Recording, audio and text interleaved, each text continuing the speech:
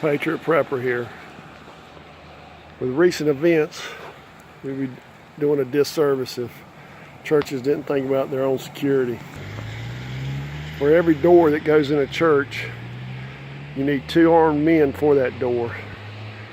This church has 3 doors, 2 on each side, and these on the front.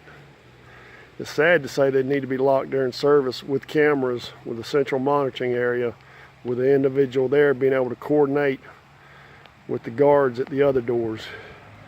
You need 1 guard to run offensive and 1 guard to have his back, not to come out of the church, but to keep anybody from coming in that would mean to do harm. One good thing about this church, you can't see in those windows. What you can do is put metal plating up under the church pews where they can be turned over and face toward the outside. These side doors, they can use double deadbolts and a lock along with the crossbar along the back to hold off as well. If somebody's trying to get in through there, they're going to have to shoot it up pretty good, and also have a potential for an arm bar across the 2 front doors should you need to lock those. And then defend the church from whichever angle your shooter's coming from. Some churches have a tower that someone can actually get up in, and some don't. This one you can't, but if you can get up in there, that's also a vantage point, but it needs to be reinforced where that person's got somewhat protection.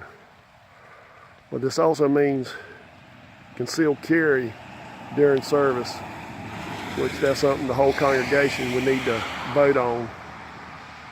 Along with emergency plans, you need to have a plan in place.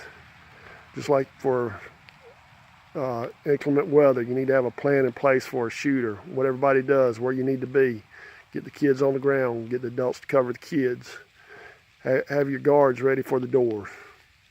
2 men for each door, armed men, extra clips, ready to fight. Don't bust out any windows until they're shot out, then shoot back.